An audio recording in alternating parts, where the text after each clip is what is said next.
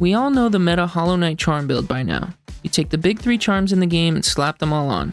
Shaman Stone, Quick Slash, and Strength. Now that the power of the Infinity Stones are yours, you use your last 2 notches for either 2 1-notch charms or 1 2-notch charm and watch the bosses melt. But there are so many fun and interesting charm combos in Hollow Knight that can completely change your playstyle. Sometimes you just want to use something that's not just a net DPS buff. Plus, you can beat the toughest bosses in this game without any charms at all if you're good enough. So obviously by that logic, it can be done with less than optimal charms too. Today, let's take a look at some fun off-meta builds that you can use to varying degrees of success in the endgame. I'll only be allowing a maximum of 1 of the big 3 charms per build that I'll be covering today for the sake of variety and fun. I'll be running through Pantheon 4 to test these out. I do Pantheon 5, but it's really long and starts with a lot of easy bosses to deal with before the fights that I really want to see, while 4 mostly features pretty challenging ones overall. Speaking of fun and funny builds, first up for today we have what I'm calling the Immortal Gambler build.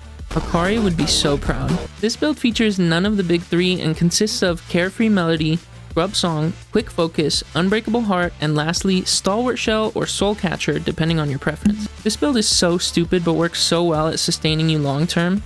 Carefree Melody is here to give you, on average, about 20% hits taken for absolutely free. Grub Song is here so that when you do get hit and Carefree Melody doesn't activate, you'll have most of the soul you need to heal that mask back. Quick Focus makes healing those masks back incredibly quick and easy.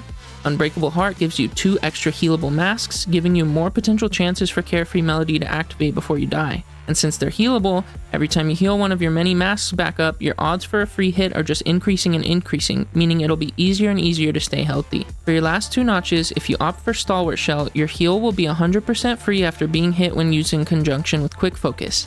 If you instead go for Soul Catcher, it'll be slightly easier to have the soul you need to keep up with your heals. I think your choice here just depends on how often you're actually getting hit with this build. But that's the main issue with this build. The better you play, the less your charms are doing for you. If you're not getting hit, then all of these defensive charms are of no value. On top of that, none of these charms boost DPS in any way, so you have to sustain yourself through fights for longer. It's pretty easy to do so against the bosses that deal 1 mask from all the synergizing defensive charms here, but it struggles to keep up against the bosses that deal 2 masks apiece since it's a bit light on soul gain and heavy on soul use to keep up with 2 mask heals at a time. That being said, this build is surprisingly strong at getting you through the gauntlets that are the Pantheons and helping you outlast the bosses. I completely choked against Pure Vessel when I ran through Pantheon 4 with this build, but that was just a me issue and not a build issue. I fought Absolute Radiance right after with this build just for fun and somehow won, so there's that. The phases just last really long this way, so you have to sustain yourself for a long time, but it's totally doable. Especially with Quick Focus, you can sneak in a heal here and there that you couldn't before. Again, it just sucks that the better you play, the less your charms are doing for you.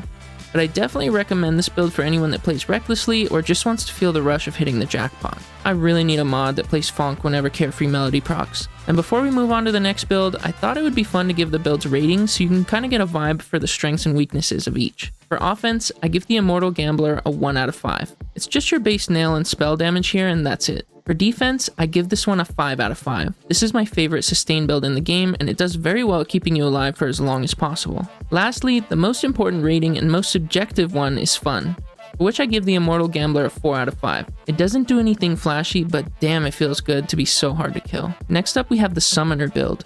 Weaver Song, Grub Song, Glowing Womb, Grimchild, Dream Shield, and Dream Wielder.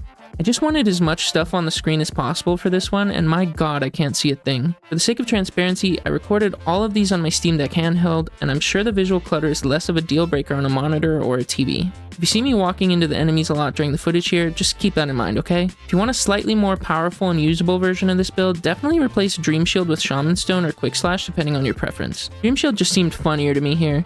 And if you're not rocking Dream Shield, you can also drop Dream Wielder for whatever other 1 notch you prefer. Weaver Song, Grub Song, and Glowing Womb all combo together for a steady stream of continual chip damage as the Weaverlings farm soul to allow Glowing Womb to continuously spawn new babies. The soul generation, alongside the soul generated from smacking things, usually also leaves you with plenty for healing and casting spells, especially if you took Quick Slash over Dream Shield. Grimchild doesn't synergize with anything else here and kind of just operates on its own for extra damage here and there. And Dream Shield doesn't do much, but occasionally deal its 1 nail hit's worth of damage. All of these small instances of damage compounding together leads to a surprisingly steady stream of damage, especially while you swing your nail and cast spells alongside them. Found grounded bosses dropping surprisingly quickly, but the flying ones took a bit more work since it's harder for the Weaverlings to reach them and keep that soul flow going. I took this one for a spin against Absolute Radiance and it did not go well. I blame the visual clutter on my small screen. The Weaverlings are not going to be generating any soul for you except for in that middle platform phase. And I'm not going to lie, I saw Dream Shield block a few of those annoying tracking soul orbs. It was super cool and unexpected. Let's rate the Summoner build. Offense, 4. Surprisingly steady damage on grounded bosses, just lacks a bit against the flying ones. Defense, 3. All your little buddies in Dream Shield are going to prevent little ghost balloons or whatever random fodder enemies that spawn in from ever reaching you.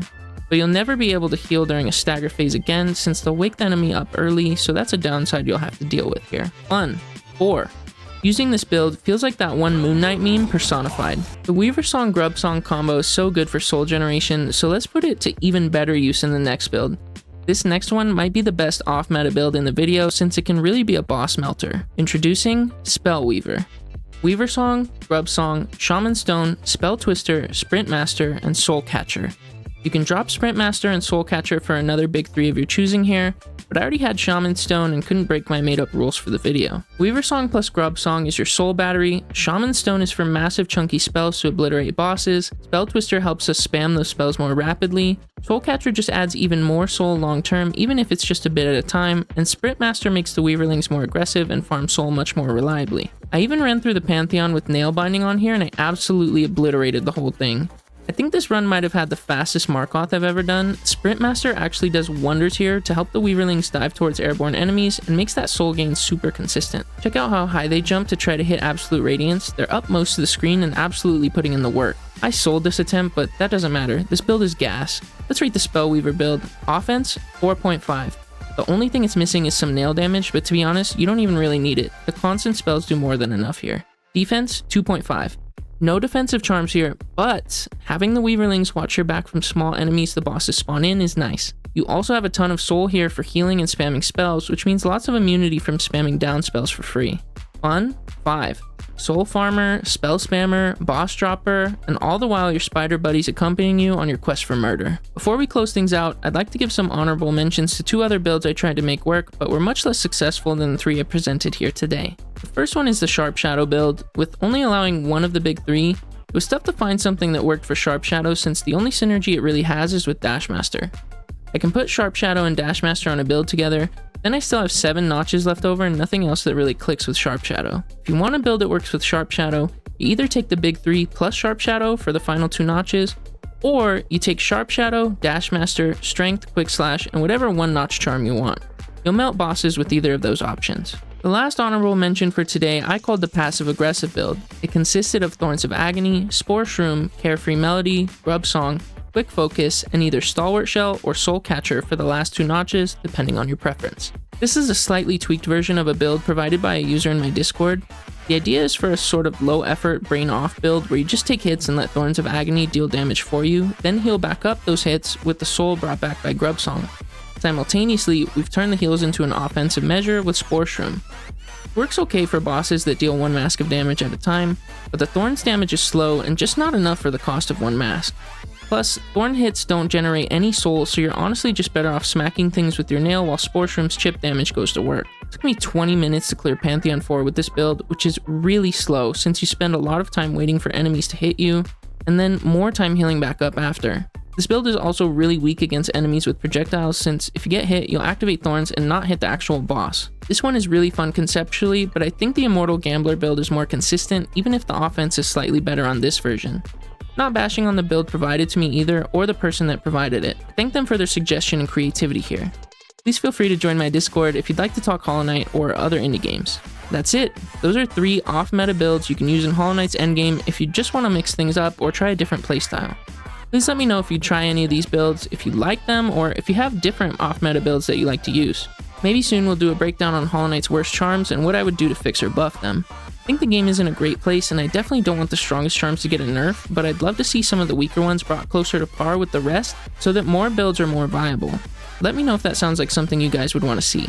I also have high hopes for Silksong's tool system. It seems like the tools will have niche uses and be good in certain situations, meaning you'll have to be smart with your kit and use more of it more regularly. I hope this means being expressive and adaptive is more rewarded, and we don't just have one set of tools that's outright the best for everything. Guess we'll find out soon. See ya!